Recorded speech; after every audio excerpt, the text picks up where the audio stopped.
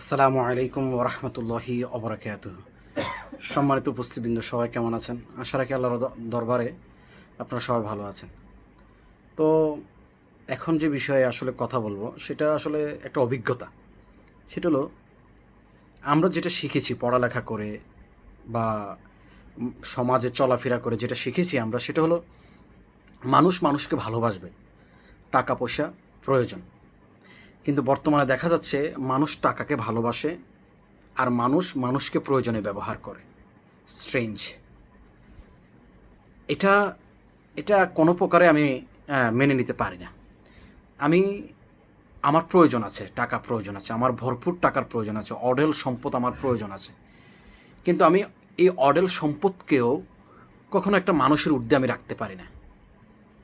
আজকে দেখা যাচ্ছে যে অধিকাংশ রিপোর্ট, আমরা যেহেতু একটা মালিকের আন্ডারে কাজ করি, আমরা বিভিন্নভাবে শুনতে পাই। হ্যাঁ, একেবারে কেউ দুধের দোয়া তুলসী পাতা নয়। হ্যাঁ, একেবারে কেউ মানে পীর সাহেব নয়।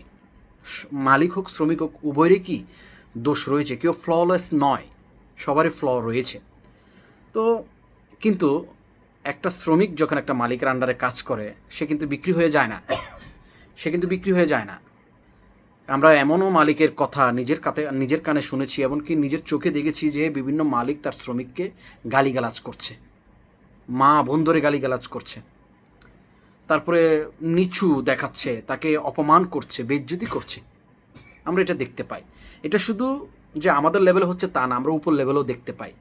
ইভেন কি কোর্ট বলেন, প্রাইভেট কর্পোরেশন বলেন, সরকারি যে কাজ মানে অফিস আদালত রয়েছে সেগুলো তো আপনি বলেন, সব জায়গায় দেখা যাচ্ছে। এটা দেখা যাওয়ার কারণ কি? আমি যতটুকু জানতে পারি, যতটুকু বুঝতে পারি, সেটা হলো যে আধুনিক শিক্ষিত মানুষেরা কখনোই কোনো মানুষকে বরাবর দেখতে পারবে না। একমাত্র ইসলাম, একমাত্র কোরআন হাদিস মানুষকে মানুষ হিসেবে দেখার শিক্ষা দেয়। আর যখন একটা লোক কোরআন এবং হাদিসে পরিপূর্ণ শিক্ষিত হয়, সে তখন মানুষকে মানুষ হিসেবে বিবেচনা করে, বড় ছোট সে বিবেচনা করে না। মানুষকে শুধু সে ন্যাক আমল দিয়ে পাল্লায় মাপে। আদারওয়াইজ একজন মানুষ, সে হিন্দু হোক, খ্রিস্টান হোক, বৌদ্ধ হোক, ইহুদি হোক, সে মানুষ।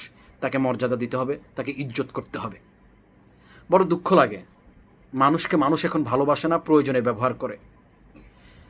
স্বামী স্ত্রী তারা মানে কেউ কাউকে প্রয়োজন ছাড়া, স্বার্থ ছাড়া বিশ্বাস করে না, ভালোবাসে না। এটা বড় কষ্ট লাগে।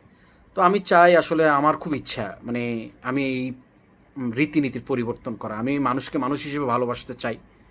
আমি মানুষকে সম্মান ইজ্জত দিতে চাই। সে আমার শ্রমিক হোক, সে আমার মালিক হোক, আমি তাকে ইজ্জত দিতে চাই, তাকে আমি সম্মান করতে চাই। আমি মানুষকে মানুষ হিসেবে বিবেচনা করি।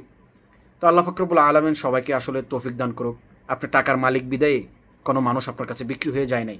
আপনি যেন তেনভাবে ব্যবহার করতে পারেন না, যেন তেনভাবে তাকে গালিগালাজ করতে পারেন না। আল্লাহ সবাইকে হেদায়েত দান করুক। সবাই ভালো থাকবেন। আসসালামু আলাইকুম ওয়া রাহমাতুল্লাহি ওয়া বারাকাতুহু।